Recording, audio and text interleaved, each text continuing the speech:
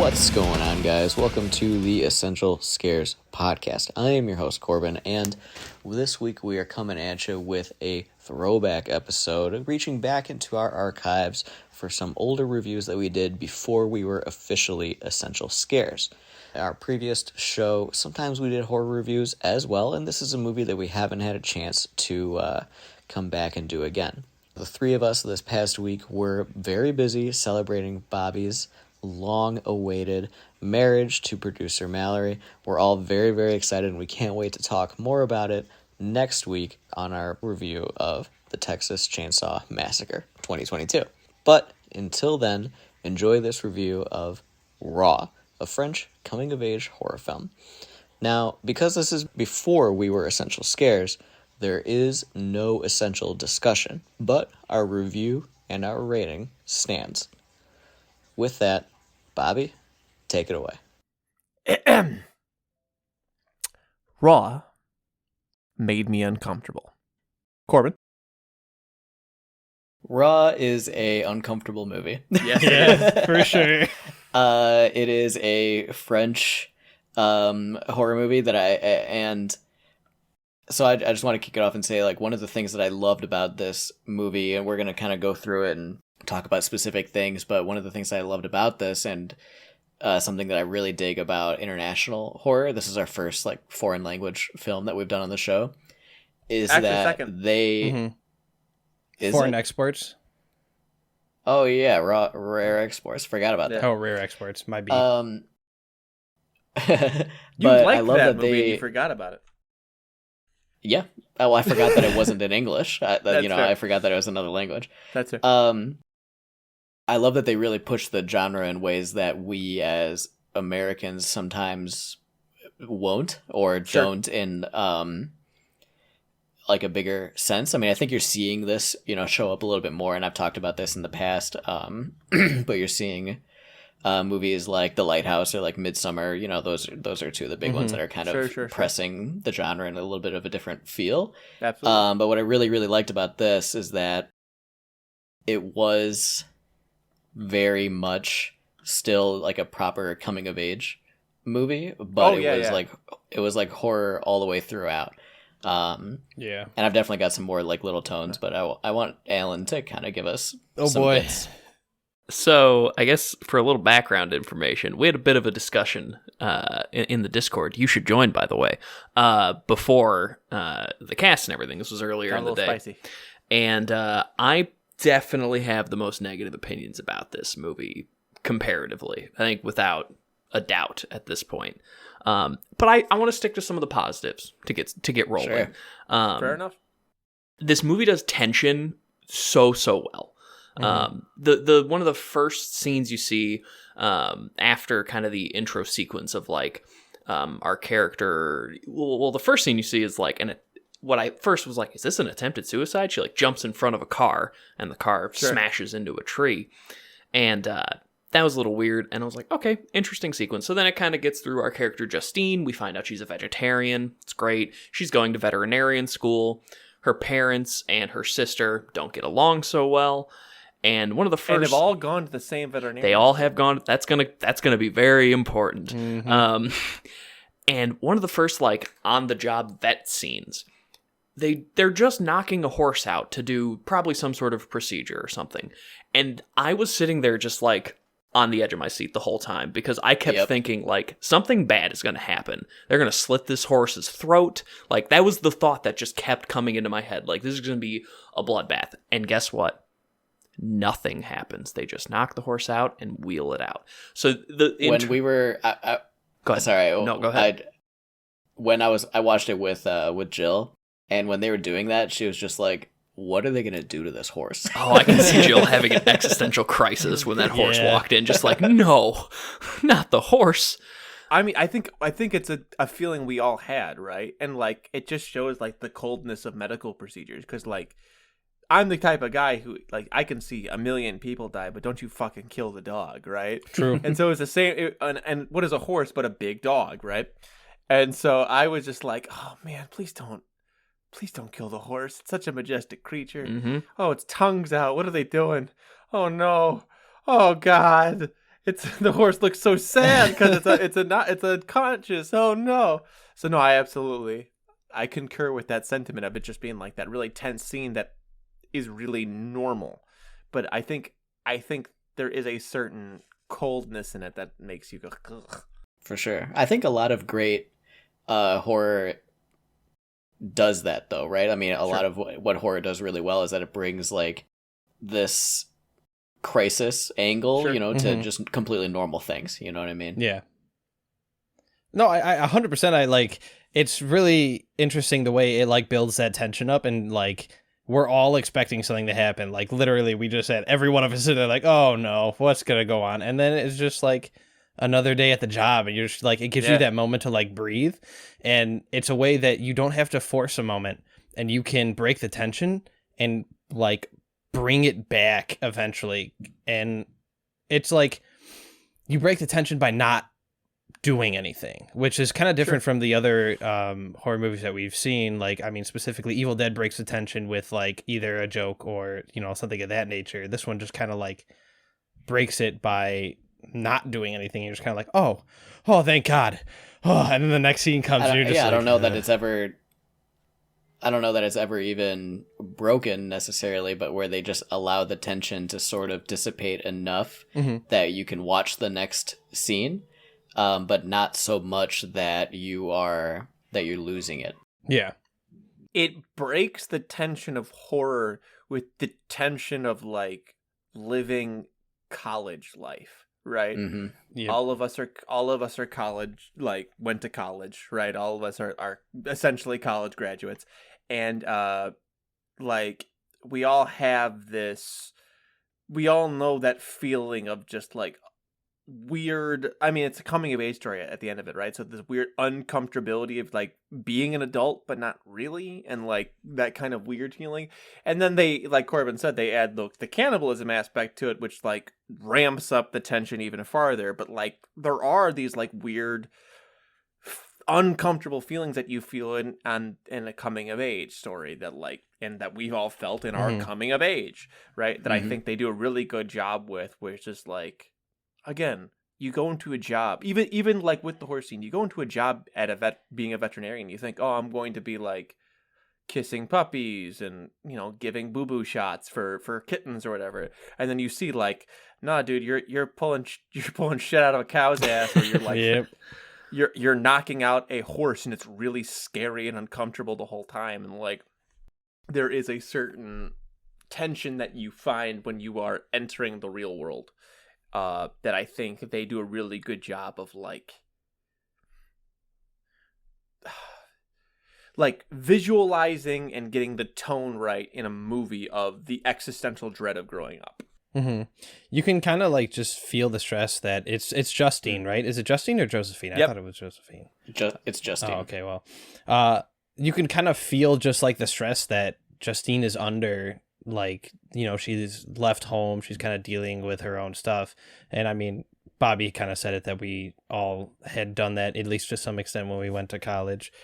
But like, it's interesting that you can feel that. At least I felt the stress that she was feeling of like, going to a new place, having to meet all new people, that kind of stuff. And it was just, yeah, it definitely. Well, great. Can I ask you a question? Sure. Because I feel like there is some relevance here to Justine's experience and your own when it comes to the collegiate experience. And Alan, you can tell me if this is also something you can relate to. I don't know your family that well, or at all. But Grant went to the same college as his older brother, our friend. Boy. Oh, yeah. Former guest of the show, Taylor, right? And much like Justine, Taylor had left an impression on the school, right? And so Justine goes into the school with a certain reputation, right?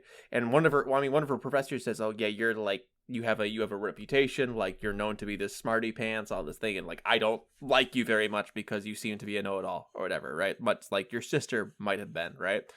And so there is a certain, I think, I don't understand it because I'm the oldest son, but like a fulfilling of destiny, like you have to like, are you following in your brother's or sister's footsteps? And like, I didn't know if that was something that you got from it or not. It was kind of like an equal balance of both. Because like there were some times where like some of the professors were just like, "Oh man, you're Taylor's brother, right?" And they had like a negative undertone, like they didn't like him and didn't want me to be like as loud or like kind of like vocal as he is, and then that worked out just fine. But then there were others that like expected me to be like such an intellectual and like be very well written and stuff because he was a journalism major. That like when I fell short of that, it just kind of like sucked. Or even when I like feared that I would fall short of like what reputation they had. I mean, it was harder too, just because like my dad also worked there, so like I have to along with competing with Taylor, like either mentally or like not. I also had to fulfill like my dad's reputation too, and it definitely adds a lot of like weight on your shoulders that you probably don't feel until like someone brings it up. Sure. Well, and I think that like, and maybe I'm wrong. I felt that weight on her, right? Yeah, for sure. Like, and so like, and this is all of this stuff kind of happens before any of the cannibalism really even starts. Yeah, I mean, it takes like half the movie basically is just a normal, quote unquote, right, like collegiate coming of age movie where scenes that would probably be played comedically in a normal normal coming of age movie are still played slightly funny, but there are a lot more of these like dreadful feeling scenes in between that just build that horror and kind of place you in this perspective of her having more problems than just what's going to come, which definitely doesn't happen until the second half of the movie. The first half of the movie reminds me is if the movie Animal House was like real, you know what I mean? Like the real, like just like, fuck, are you kidding me? I don't want to be a party animal. I don't want to do these things. I just want to go to class. I just want to get my job. But are you seriously going to make me wear a diaper to like just like that? Like, I hate this. I want to leave. I want to get out of here. Like, which is what, like, if you're a real person in Animal House, you would not like living in Animal House. Yeah. Like, I love that you brought up Animal House because I was going to say that they played it almost like a National Lampoon movie, and I held back there, but I totally agree. Like it is sort of like the horror version of that, which is just the real life version of it. I'm all of this stuff is just like rushing to my head as like we're all conversing about it. It's just like I never really took it as fear like in my initial watch through, but now that I think about it, like they played like college going off to like a school, not just college but like any school, as like from like a horror angle very well. And it's weird, like they begin it with the legacy thing, right? That just like some people feel that, and we already talked about it, but like also like the hazing. When I was going through school, like I was always terrified that like hazing was gonna happen to me, and I didn't want it to. And like seeing it happen to Justine was just kind of like, holy crap, this fucking sucks. And I didn't realize it until we started talking about it, that it's just like, holy shit, they're playing like school as like a horror lens, and it's it's making me uncomfortable talking about it. Alan, I know you want to say something. I kind of had a problem with the hazing of this movie, and the reason I say that is so I joined a fraternity in college, and this movie is supposed to take place in the somewhat modern time. You can tell that from just anything going on. There's cell phones, like, it came out in 2016. The latest, or I guess the oldest this movie could be is like 2010 in terms of when it is set. And the level of hazing and how blatant it is that everybody knows about it is just impossible in the modern day. It does not happen. So that kind of took me out of it. And I get it. It's like, it's a movie, whatever. And it could be a cultural thing. I don't know what French people are like, but if you tried to pull something like literally stealing the mattress of an entire group of people, you would have so many lawsuits coming your way. It'd be a joke. Like, it's not feasible for that to happen that way. Like, I get it. They play it up. It's kind of like you were saying, how that really plays into, going off to college being a horror experience. And one of the easiest ways to do that is with hazing in a college setting. Like, I get that. Right. But I think if they were going to go that route, this movie should have been based in, like, 82. Because you could have gotten away with that in the 80s. Easy. No problem. Without any issues. But playing it in a modern era, honestly, that's another kind of instance where it took me out of the movie. Because I'm like, this is not real, like, in any way.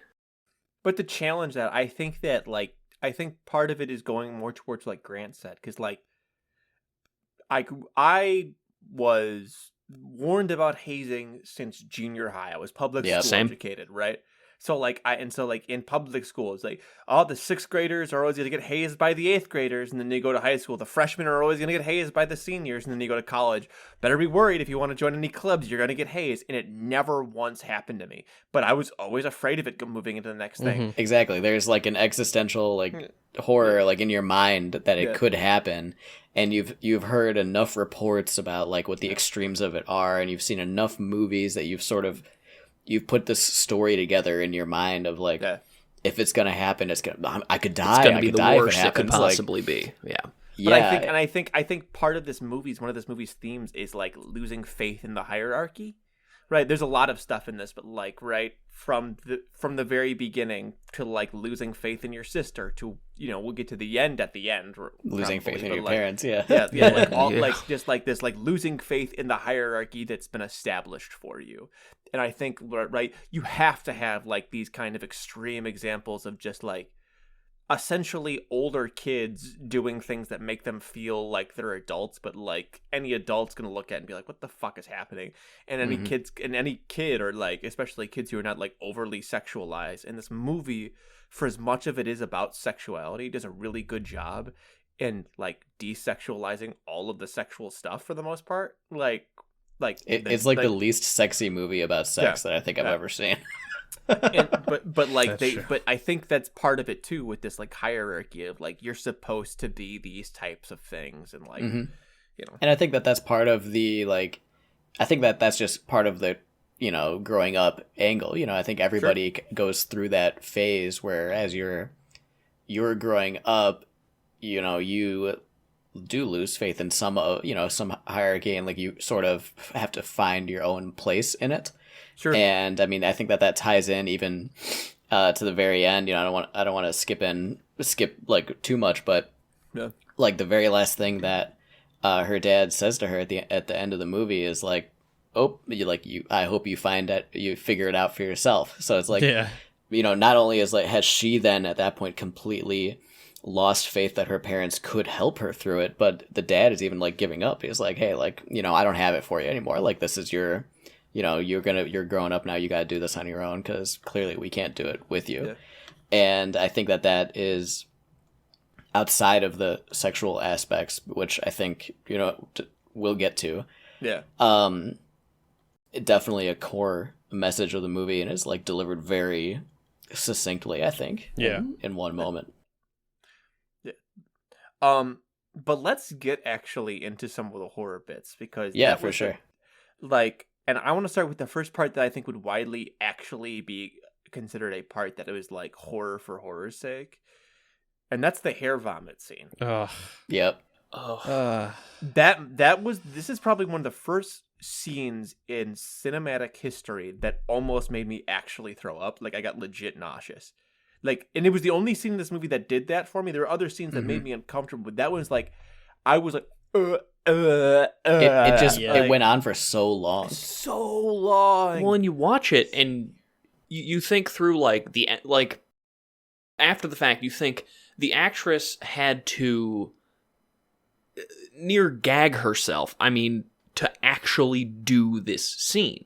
So like you watch that, and what you're seeing is it doesn't feel like acting. It feels like there's genuinely a person choking on their own hair and is just trying to get it up. And it's so that, I don't know if it's the most disturbing in the movie, but it's up there for me, like as one of the just most like hard to watch. And there's plenty of moments where you just, I had a few moments where I just like literally like did the look through my fingers moments, just like, oh my God, this is too much. I also had lunch like right before I watched this movie. Sure. I watched it at 1 o'clock in the afternoon, which, by the way, don't have a meal before you watch this movie. No. It's not a good idea. Let me tell you.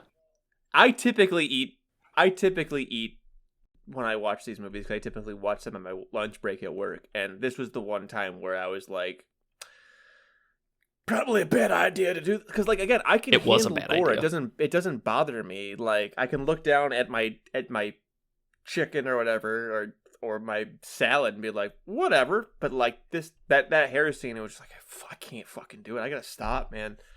Like, it was tough. No, my strategy when it comes to any like movie that I expect to have gore and food is to push the food as far away from me as possible before I finish the movie and I decide that I'm okay.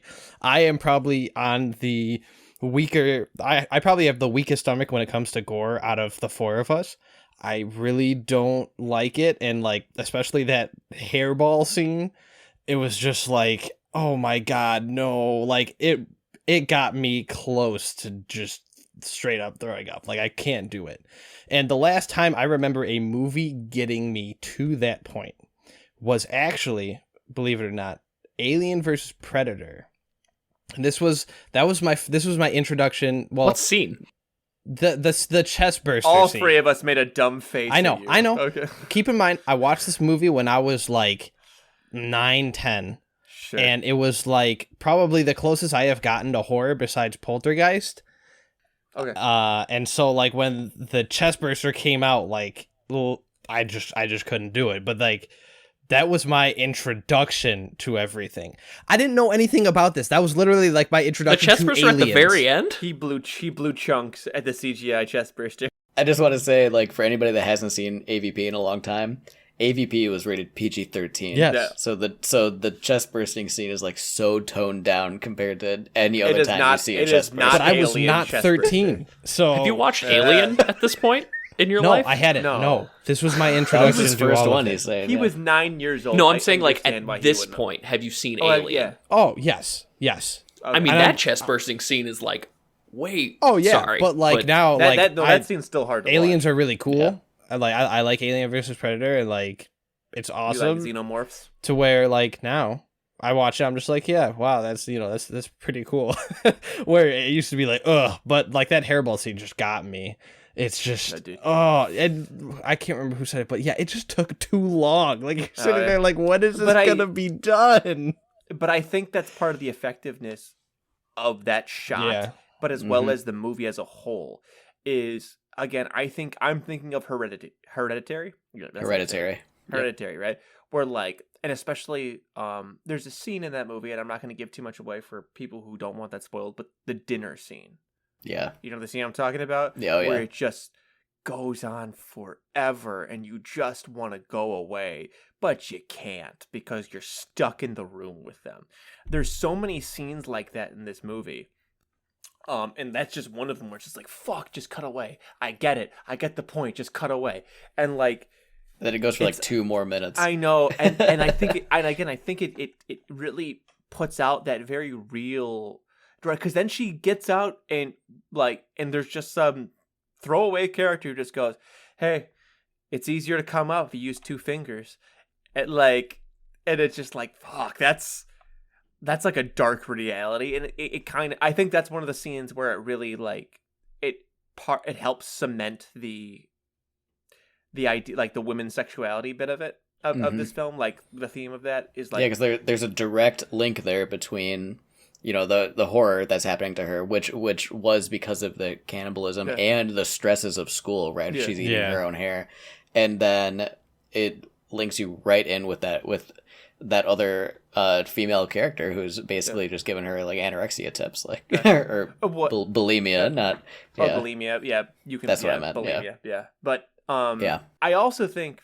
and because this scene comes up a couple different times, like the removal of hair bit too. Yeah. When it comes to like women need to be feminine, you can't have hair, which is like, for what it's worth, I don't give a fuck. Live your life, ladies. Like, if you want to have hair, you do. If you don't, whatever makes you feel good about yourself, live your life. But like, I think that is a feeling that a lot of women have, that like pressure to like, I gotta shave everything that ain't my eyebrows or my hair, right? Mhm. Like, and I think it becomes, that comes up much more text later on in the movie where Alexia's giving her a bikini wax, but like I think that's like a first moment of that as well, like because like it goes from to like, hey, be skinny too, you know what I Right. mean, like. So Well, I and think there's a lot playing there. Alexia brings that up. I mean, it's much later on than where we are in the movie, Yeah. but it's when she's in her dress. She's like, "Oh, you look even better in that dress. It looks less slutty," something to that effect. Yeah, it's just like, did you lose weight or whatever? Yeah. Like so that kind of comes full circle there. Did you guys Sure. catch this? Is, I mean, it's hard not to catch, but kind of. When she's with her sister before the Brazilian, she's like going through her shit, and the same cream that she got for Yep. the Yeah. crazy scratching she was doing, which that's another scene in terms of tension where it's Yeah. it's just her Oh yeah. and she's scratching and Yeah. she's scratching and It's she's like scratching. a perfect body horror scene, you Mhm. know, Mhm. because, and especially because, you know, a lot of body horror requires something permanent to be done to the body. A lot of times that's what's happening, right? That something that oftentimes makes you like less of a human. And I loved how effectively that was done, and, you know, remained in the same lane of horror while also being something that in a lot of ways is like a throwaway moment, you know, like it adds to the tension, to the tone of the movie, but that's not like a plot point, you know, that really comes up, you know, it's just like something that happened to her. And I think that it serves its purpose really, really well in that sense, where it's just like another piece of the puzzle of what's going on. Yeah. I also think that it is, I think part of it is it, you know, with the cream thing, I think it is related to the cannibalism. Mhm. Because I think the idea is they're both raised vegetarian. Yeah. Right? And they both try the meat, and one is much more accepting of it than the other. But like, I mean, if you haven't eaten meat, you are going to have a reaction to it. As somebody who was a vegetarian for 6 months, and this movie's apparently not intentional. Was it really only subplot. 6 months? It was only 6 months. I thought it was so much longer than that. It I felt like know. an eternity. It felt like a year. I know, and it's something that I want to go back to doing. In all honesty, right? Yeah, did this movie make you that was one of my questions just for you, like Yeah. 2 movies in a Oh, row yeah. where you were, or 2 weeks in a row, you had the same thought when we played the medium last week, where you're like, oh, this game almost made me go veg again. Where are you at? I'm like 90% there. I just need like I need to like I think my problem is I'm a skinny guy, and like I need, like, I would need to like get a lot of supplements and things like that to like course correct, and I to, like, especially go full vegan, and also have a partner who I don't think is necessarily as willing. Not blaming her, but like, because I think she would do it, and like we do eat vegetarian meals. About half of our week is vegetarian meals, so it's not like we don't do it. It's just like going fully there, I think, is just right now for me a bridge too far. It's just, I don't think I can. That being said, right, this movie's apparently unintentional support of vegetarianism is really interesting. I thought it was like one of the biggest pieces of subtext and text in the film, and apparently, like, combined with, like, you know, we talked about like the liberation of women's sexuality and like the coming of age aspect of it, right? There was a lot of stuff that made me go, oh shit, this is going to be like trying to compare our eating of animals to like how different are we from eating, how close are we to eating humans, basically, right? And it was weird to find out that was absolutely not an intentional subtext. Especially Reading when online. there's so many direct comparisons made between people and animals. Yep. Like, they make that comparison over and over again. And They kill Alexia's dog, and then like the scene where they fight, they end up holding them back from each other like they're dogs. Yeah. Like they're dogs on leashes. Like literally there's a parallel scene of them going at each other, and there's 2 guys holding them by the neck like they're dogs. Like it was, yeah, Sorry, Corbin. I didn't mean to interrupt. No, but you're good. Yeah. With that, that was. sorry, with the dog too. One thing I keyed in on the very next scene where they're doing veterinarian school stuff after that whole. Well, actually, we probably shouldn't necessarily skip over the dog scene. It's pretty important what happens before there. So rewind a second. So that's when we get the cannibalism, as we've kind of alluded to, kind of occurs. It's when she's getting the Brazilian wax. She's like, hey, stop that. That really fucking hurts, which I can only imagine how much it hurts to have any sort of waxing. Never done that. Don't plan on it. I can't imagine it feels particularly good. So she like kicks her sister and chops her, like, what is it, her middle finger? I want to say it's like down to like her ring finger. It's not her whole finger, but it's the vast majority of her fingers gets chopped off, and her sister passes out, which I think is a pretty reasonable response, frankly. I would say so. And that's where she starts, because before this, you know, she's had meat. She had a raw, what was it, a rabbit kidney, right? She had a rabbit liver, and then she had ate some meat at some shawarma. The shawarma, and then she ate a raw chicken breast. Yep. Which was so gross. It's like really hitting her. And then she has that. I think she has that dream too, with like the chains and like getting whipped. That's after. Isn't that after this? I think it's right before. Is it right before? Mm-hmm. And then it happens. Yeah. Where like she gets the bikini wax, and then she calls the ambulance, right? Mm-hmm. Yep. And they say put her on ice, and she looks for the ice, and there's no ice to be found. And then she's she like, starts well, staring at that finger. Yep. Like just dumping the blood onto her hand. It was so unsettling and gross. Oh, dude. And then she just, and like once you saw her dip, I mean, really, once she picked up the finger, it was like, all right, well, I know where this is going. But the thing that definitely got me is when her sister wakes up from her, you know, passing out, and she just sees her sister chomping on her finger. I did not think that they were necessarily going to go there. I thought that what was going to happen was, you know, ambulance was going to arrive, whatever, and Justine would just blame it on the dog outright, which is kind of indirectly correct because they do blame it on the dog and put the dog down. But that scene of her just like her sister seeing, they kind of both now understand that this is something we share. You know, maybe you could maybe make the argument Alexia didn't know that Justine definitely didn't know what was going on. We'll talk about that a little later. But Alexia definitely did.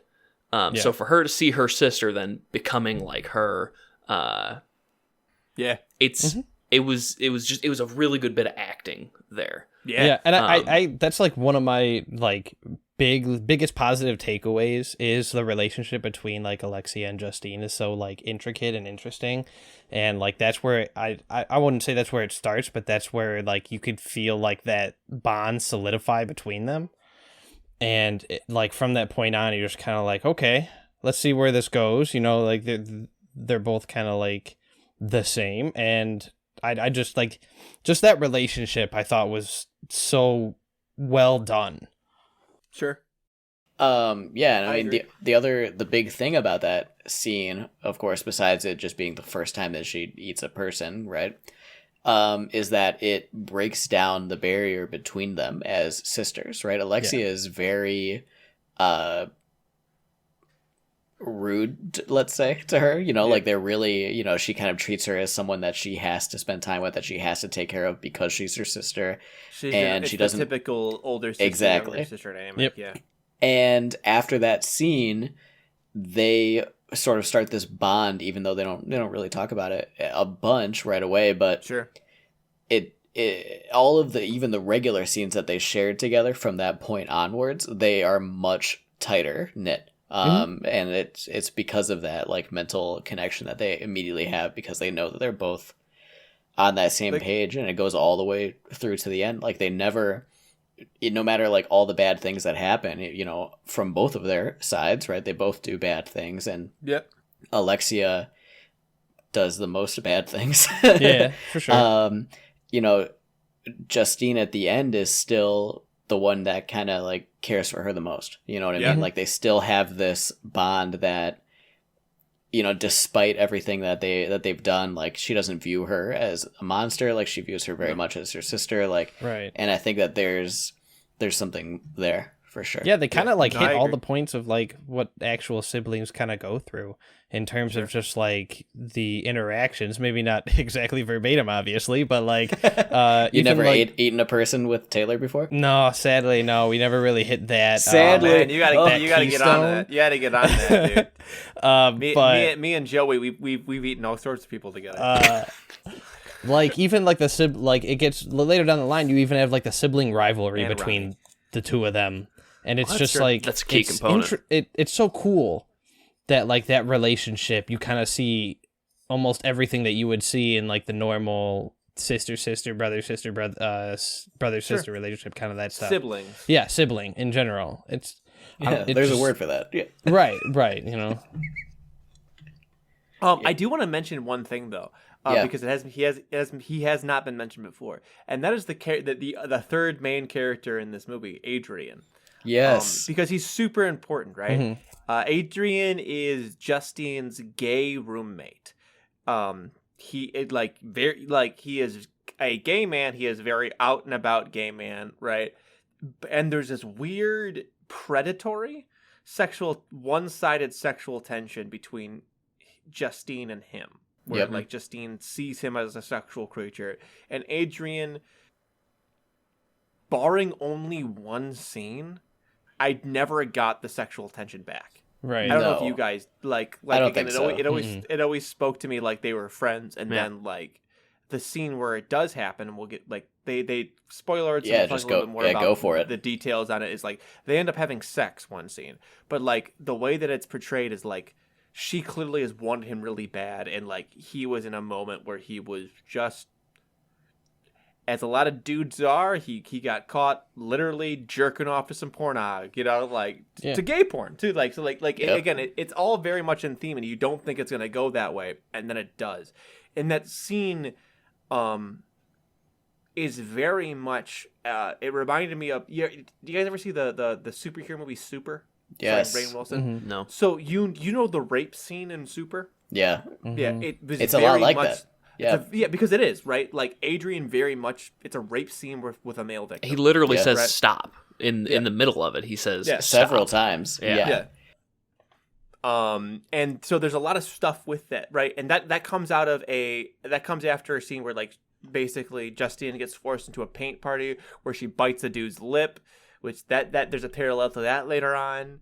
And then she bites herself to avoid biting him because Mhm. Well, clearly and- she has some feelings for him, that she can have enough self-control, but she needed to do that. The other thing too with that bite is that is definitely the moment of climax for her. Like that's Oh, very sure. like Yeah. clear. Like that. Yeah. It wasn't just the sex got to that point. Sure. It was the sex and the I'm eating myself like cannibalism side of things. And that's the kind of Ouroboros. yeah. Mhm. Of it, I yeah. am so glad you said that. I legitimately I was sitting there going, "This is Ouroboros. She's the snake." I literally had the same exact thought. The snake Yeah. eating its own tail. Yep. Yeah, I Oh, mean, it was another one of those scenes that kind of like also paints the like humans as animals kind of thing, especially like Yeah. through her side of things. Mhm. And that theme is very, I mean, we just talked about is very common throughout, kind of like thinning the line between man and beast. For sure. And there's almost like a comparison there you can make with like a praying mantis, something, or other like Yeah. animals like that. But even on the different level, right? It almost it's a weird reverse of I Mhm. think many women's experiences, right? And college. Yeah, and especially PA. going like of- going back to the college angle. yeah, and the sexual and like the idea of like sexual liberation, right? Typically, like a lot of women, unfortunately, and because a lot of men aren't taught better, are sexually assaulted by a partner or by some person in college, right? And like this does it, I think, in a weird way that flips it on its head. The only like that like makes it kind of puts men in the position of the victim in a way that like I think that men are not used to. And it was a scene that, again, as a straight white dude, and I know we're talking about a movie about like women's sexual liberation, like and things like that, where like the three main characters are two girls and a gay guy, so like there's stuff that we're just gonna miss. But that was a scene that really struck a chord with me, because I was like, oh shit, like I know women feel this way all the time, but like fuck, it's weird when it's weird seeing it happen to a guy, and like I have to own that I felt weird and uncomfortable about that, in ways that I'm like I have not necessarily I have normalized in like media when like a woman is raped, that it's heinous and you hate the character doing it, but you don't necessarily get that sort of visceral uncomfortableness when it in a lot of ways, that I thought it was I think kind of impressive. Because I think like women can relate to it, because oftentimes, I mean, women are taught from a very early age to like run away from that, right? Like get like the defense mechanism, because men are not taught not to rape, women are taught how to avoid rape, right? Being raped, right? But like seeing a man like in the archetypical place of the woman, and that really makes a lot of men, I don't know, maybe I'm alone in this, but makes men really think about like, well shit, maybe we shouldn't be doing this because we didn't like it when Adrian was getting raped, right? And so I thought it was a really cool way of flipping that on its head. Definitely. Personally. What kind of makes it even deeper too is like right in the very beginning, they're talking about like animals and stuff. Right when they first get there, it's a vet school, of course they're going to talk about animals, but someone brings up monkeys and like the idea of having sex with a monkey, and Justine explicitly brings up the point where, well, that's just rape. Like these animals are able to conceptualize the concept of the self. And literally one of the and it's interesting too, it's specifically a woman that asks her, well, is that the same as a woman being raped? And without missing a beat, Justine goes, yes. To which I literally wrote down, you got a point there, Justine. Yeah. So it's interesting. It's the way like she ties in, the way the movie ties that back into what happens there. It's really it's just well done. I think the line also plays a little bit heavier, knowing that Justine is the raper later on. Exactly. You know, that she is the rapist, and like knowing that that's how she already felt about rape, and then knowing also how she feels about eating people. You know, it's like clearly like she has this viewpoint of humanity as a whole that's like just on this other level. Which ties back not only to the sexuality aspect to it, but also the unintentional veganism theme, right? Because like if I'm viewing any meat as meat at this point, right? There is no, in the same way that I would say that like animals have rights if I'm viewing animals as animals and not as meat. In the same way that, of course, I can rape a human because it's just meat at the end of the day, right? Like it shows like, I think something that I have to deal with now leaving this movie, which is one of the main reasons why it makes me uncomfortable, is the moral dissonance of it, that like it really throws in your face in like a lot of different ways. But the moral dissonance of like, if you're willing to eat this thing but you're not willing to kill it, you're not, and if you see something in harm, it makes you uncomfortable. These things died so that you can put it in your mouth. Like you're not above anything because you can't stomach the actual murder, right? And so there is this, and like it shows on its face, like while it's fucked up, but Justine acts morally consistent throughout the entirety of the movie. When she's doing wrong, she's conflicted about it, but every time she eats meat and like disregards human life in the same way that she disregards animal life, she's technically being consistent in her moral values. And then like when she decides to stop at the end, she's still being consistent, right? Because when she's starting to see things as human again, she stops killing. And like and animals, and she's a vegetarian again and all that stuff. Like there is a certain level of just like consistency that is icky. Definitely. And good, but like I don't want to cut it too short, but we are kind of coming up on time. If we want to give any a couple of minutes of final thoughts and your ratings, I think that would be pretty stellar. Let's start with Grant, because I think that he has a lot of unsaid things to say. Well, I felt very uncomfortable during this movie. It is not a movie that I would personally watch again. However, I did feel it was a good movie. And that's where like that separation kind of happens. It's one of the first movies that like I could sit there and say I hated it personally, but like professionally it was very well done. And I mean, we kind of didn't talk about it, but like the final scene where the dad also shows that like, hey, your mom's been eating me is kind of like a oh shit kind of moment. And it actually like spurred a question in my head before we started about like cannibalism being hereditary down the mother's side in this story. Is like, I mean, we don't have enough real world experiences of cannibalism to know whether it is hereditary or not, I guess I would say. Sure. But I mean, do we believe that like cannibalism could possibly be like a hereditary thing, or is it like different? In this world, yes. In reality, absolutely not. Yeah, I think that this movie presents cannibalism as hereditary down the woman's line as a means of discussing female sexuality. You know, I think that's, you know, they even make like a direct comment about it after the rape scene where Adrian says like, I'm just trying to figure out, like, are you into S&M or something, like even further, like what's going on here? And, you know, she doesn't really talk about it, but, you know, it's almost presented as just like a fetish, you know what I mean? Yeah. But like taken to taboo. an extreme. Right. Yeah, it's one of those things that like we demonize in society. Like that. I mean, that's like, even though like, how the fuck are we making babies if women aren't into like having sex, right? Like it's a weird thing that we try to demonize in women as men.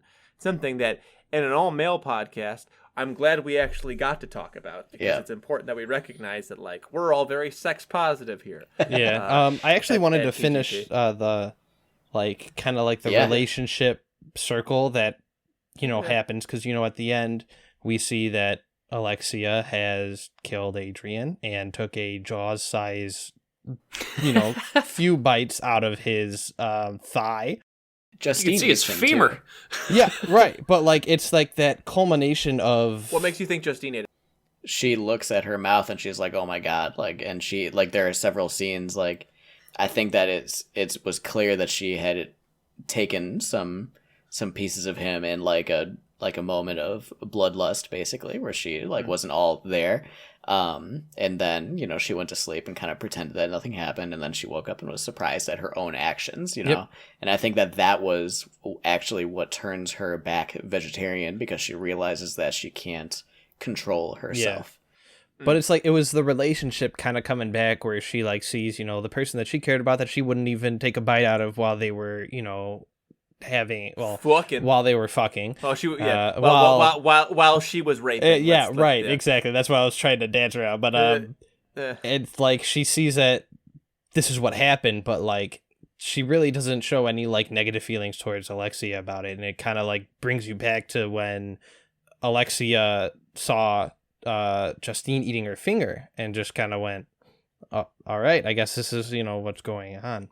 But like I said, it was a movie that I didn't personally enjoy, but I could see it professionally as a well done movie. So I'm going to give it a 4 out of 5. I thought it was a good movie in everything that it went out to accomplish. However, in my personal compendium of movies that I would be willing to watch again, it is not in that list. Alan? So I'm going to start with something funny and then go into the reasons why I have major issues with this movie. The first bit. Why are movies universally bad at portraying people playing video games? Because this was like egregiously bad. Listen, like she missed throwing the grenade. All right, clearly. Well, and then it shows the TV, and it was vertical split screen, which is just. Who does Borderlands that? has vertical split screen. I know. Honestly, that's one of the weirdest things too, because like most people I know who like are actors or like even like do theater and things like that, and I come from that background. We all play games. I don't get it. Like, so my understanding of it is that like they do that intentionally, because the way your hand motions when you're playing video games normally are not exciting.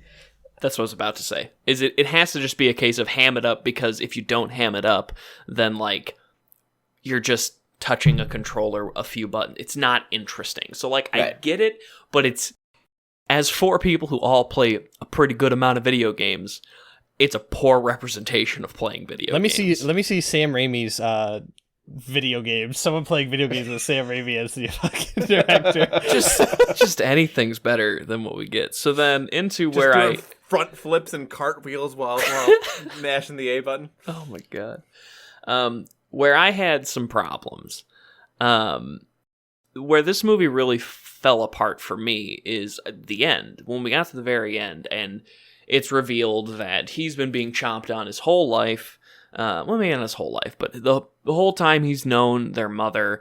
And it's like news to Justine that they knew the whole time. That to me, I can't square the logic of not telling your daughter about a potential problem as big as eating people. And the reason I say that too is we go from Justine eats a kidney to eating a human within 1 week. the span, if that. I mean, it's so obnoxiously fast. At the longest, it's the span of a semester. Well, I thought that they only had like because it's one all in hell rush week. They're in it's in rush week, and then they ring the bell at the end of the movie. Yeah. I think the reason behind all of this was the fact that, you know, her parents, like, she was a vegetarian until she left for college, all this stuff. They were trying to protect her as much as they could from this, seeing if, like, she could avoid it completely and not suffer the same fate that they did. To where when she goes off to college and, like, the spiral happens, like, at that point, you kind of got to let her know, hey, you know, it's this has been happening. You know, your mother does it. Sure. That is exactly the point that I would make about that, is that, like, I think that there are times where parents try to shield their kids from things, and you see this a lot with sex, which is the primary metaphor of the movie. And you see this especially where, like, parents will try to, you know, do, like, the complete anti-sex talk, especially with daughters, right? And then they go to college and it's like the complete opposite, right? Once you discover it, like, you're all in, you know. There's even that trope, right, about the good Christian girl who's, like, the sluttiest girl, you know what I mean? Like, like, that's, I'm not saying what's true or false, the most sexually but, like, liberated girl. Yeah, well, you know, words are words, like. But, like, the point is that, like, I think that there is a factor of truth there about what the average parent probably would do. Well, can I give a good anecdote for all of us, right? You can give 2 good anecdotes, but that's all I'll give you. That's fair. All right, so two of us are married. One of us has a baby out of wedlock, Grant. And she's adorable. Why'd you go so hard there, man? It's facts are facts. And one of us is engaged, but is also sexually active, right? And we're all dudes, right? Corbin and Alan, I'm gonna ask you guys because I think I know the answer, but I don't want to be, like, presumptuous. Were you guys sexually active before you guys tied the knot? Yeah. Okay. Yep, and I wonder how. That's mostly because I used to be real fat. Has some background information. Wow. Same, That's right? neither here nor there. No. So did you guys have an actual conversation after your parents found out that you were sexually active? Like, legit, like, found out that you had, like, fucked a woman before? So I have my experience with the talk is probably more unique than I think just about anybody else. My dad and I took a vacation to Florida because in my family, I am the only boy. I have 3 sisters. So when it came to, you know, Alan, this is what it is to be a man, I think I had kind of a more unique approach from my parents because of the fact that I was the only boy. I'm not talking about the talk. I'm talking about your parents realized that you were fucking.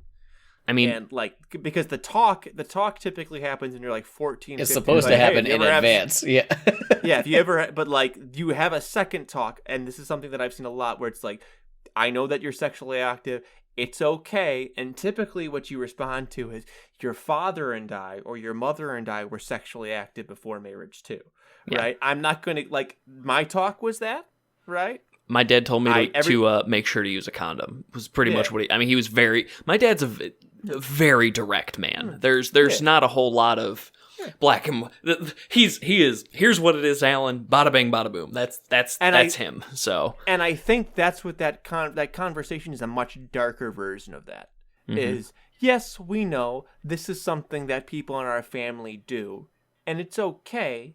Just you have to be safe with it, right? It's the safe sex talk when you know somebody has had sex before, right? The real talk, not the fake talk that we talk about where it's like, do I need to tell you about penis go in vagina, son? Well, it's birds and bees, okay? It's very much. Never understood. Sorry. No. It's very much I know you've stuck your dick in somebody, or you've had somebody stick a dick in you, or fingers, or tongue, or whatever else it might be for gay and non-binary couples, right? But like, and I get it, and it's okay. We understand. We were just trying to like put it off for as long as we could because we wanted you to be ready for it. And even like not just like wanting to be ready for it. I think that the reality is that a lot of those conversations, like parents just don't want to have. Like they're not ready to have it. You're not ready to have it with them. They're not ready to have it with you, right? And so as a parent, you're kind of pushing that off as far as you can sometimes. No. And that scene I think is like almost the ultimate example of like pushing it as far as you can. Yeah. To the point of one of the daughters is in jail. Yeah. But Alan, your go ahead. point. That's probably why for me this scene doesn't stick at all, because again, my parents were very upfront with a lot of things growing up. Like they didn't really mince words ever. So like it doesn't like my greater point that I kind of made in our Discord chat is that I can't square the logic of the film. And that's kind of where it falls for me. The idea of not telling your daughter that you're a cannibal, fun fact, have fun with that, good to know. And if you eat meat, it's going to go down this path where you start killing people and eating them.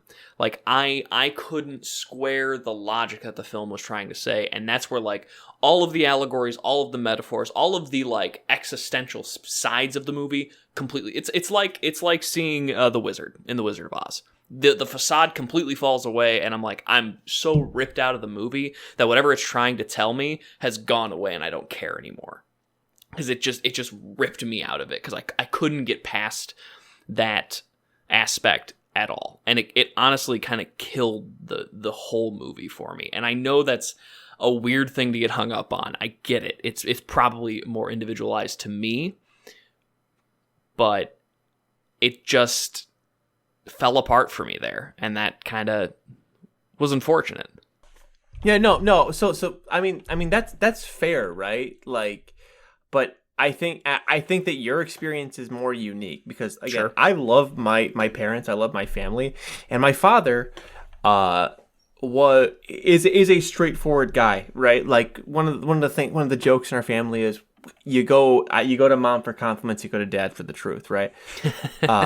But my dad also, I think, much to his credit, did try to protect me and my brothers in a lot of ways, right? And I know this in part because I followed my father's footsteps in my day job. My dad was a social worker. I'm a social worker myself, right? And there are things that you just can't bring home, right? You Sure. just can't. There are things that you see, there's things that you hear, all that stuff. There's some darks. There's stuff that I can't bring here, right? And I think you get in that mode, in that protective mode, and there's a natural inclination, right, for any and all parents. I say this not being a parent and not really ever intending to be a parent, to be like, I must protect my child from the world, right? And especially when it comes to something like my child has something that we will demonize. If she doesn't know about it, that means she can't endanger herself with it. Mm-hmm. Like there's a lot of, I can see why even in this scenario, we can protect her. We can nip it in the bud by like, she never eats meat. It'll never be a problem. We'll be fine. Right. Like, and if we teach her the morality of being vegetarian, it'll never be a problem. So we just go that way. Right. But there comes a point where necessarily you're going to see the horrors of the world. Right. Me and my dad now tell each other horror stories, and it's a very calming experience for the both of us. But like, I'm sure that's not something he necessarily wanted from me, like in my life, right? I'm sure he wanted something different at some point or another, because there's some dark shit we both have seen and done and helped other people through, right? And it's hard, right? And that scene really resonated with me, of just like, in that way, I'm just like, very much, fuck. Well, I failed you there, but it's okay. You'll get it. You'll do better than I did, right? And there is a certain, like, that passing of the torch, but in adulthood, of just like, you're an adult now. I have faith that your generation will do better than mine did. See, I guess the issue I have with that, like, the idea of let's hide her from the reality of her situation, is if she, I think, I guess just the pragmatic kind of way I look at it is, if you know you can't eat meat, not just because like morality reasons, but because you'll literally start eating people, like if you go down that path, like it's hard for me to square that, like how they would avoid just talking about this kind of a thing. So I guess all of that is to say that for me, this was a 2.5, which I think is, I know it. That is how badly this thing kind of ripped me out of the moment. This knocked it down from an easy 4, which for the record, I should have given Possessor a 5. That was a mistake on my part. Whereas this, I think, could have been a 4 for me had I not been just ripped out of the moment of the movie. Okay. Huh. Okay, Bobby, what do you have to say about that? About Alan's bad dumb rating or or my rating of it. Okay. True. Yeah, you don't need to comment on Alan's rating. Just give your rating as a comment. This movie's really hard. It's a really hard watch for a lot of reasons. There's a lot of stuff that's really relatable. There's stuff that is, like, again, I think are necessarily foreign to somebody like me. Not only because it's French.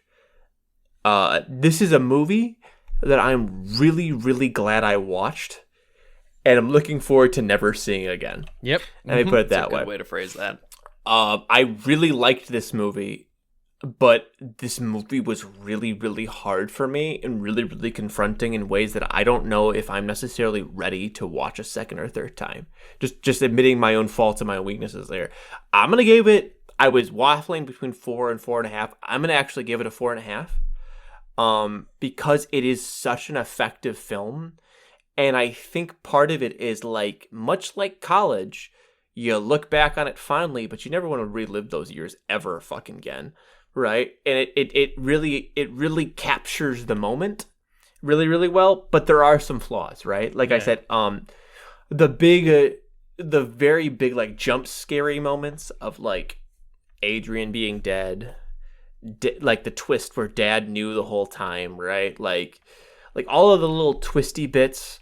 I was never surprised. I was never shocked about anything in this movie. I was horrified, but never shocked, right? And I think this movie did try to go for some shock value points where, like, it did not hit in the way that, like, I gave Possessor a 5 and I gave Evil Dead 2 a 5, and I think those movies hit every mark correctly. I think this movie fell short in some places in the fact that the others didn't. So it loses a half point for that. But other than that, I mean, it's a really good film. It's a hard film to watch, but it's worth watching once and then being stuck in the back of your mind till you're on your deathbed.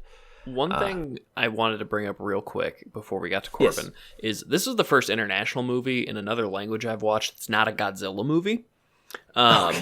So Ever? 100%. No, I've not watched, what was the one from last year that was an Oscar winner? Parasite? Parasite. Haven't watched Parasite. It's I know so I good. need You need to watch that movie, Well, dude. and honestly, the reason I hadn't watched it is I don't want to read subtitles for a whole movie. Was my thought process. That's the whole kind point. of forgot. He mentioned that in his Oscar win. I forgot that this was in French. Like, kind of throughout it, because it was just watching a movie that kind of was gripping me. Like, I forgot that I wasn't able to understand this without the reading at the bottom, which I think is really ripped nice. him that he gave a 2.5 out of 5. I told You you. gave a good reasoning for why it ripped him out. Look. It was a gripping film. 2.5 out of 5. Look, man. I'm never gonna let that go, Alan. Fair enough. I understand that. Corbin, what are you giving it? Let's hear from you, Corbin. Okay, so I actually have a lot of the exact same points as Bobby does. Right. And in fact, I am going to give it the exact same score. 4.5 is what I had in mind.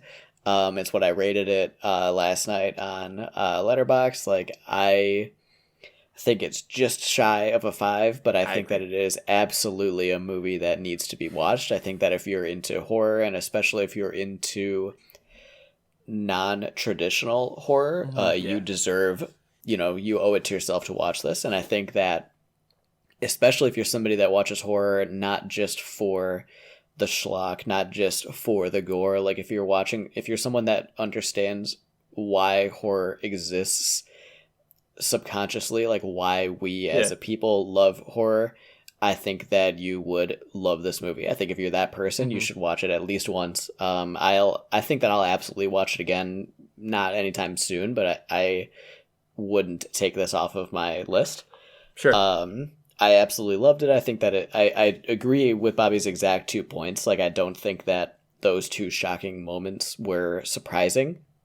I think that they were played well, but that maybe you could have done something a little bit different if you wanted it to be like, oh my God, I didn't see that coming, I think that everything, instead of being surprising, everything just sort of fell into place exactly as it should. And the only reason why it wouldn't be a 5 is because those moments were played as if they should be surprising. And I don't think that they were. Okay. But I do think that the movie was very, very, very well done, and you should definitely watch it. There we go. We Yeah. could What is say it's What our is that? listeners. 4.5, 9, 13, 15.5. 15.5 out of 20. That's a fair score for That's that. pretty good. Pretty good. I'm just dragging it down, but we could say that it's our listeners. A gripping film, though. It's gripping. It's definitely gripping. We could say that it's our listeners' what? It's our listeners' destiny, maybe, Oh, God. to watch the movie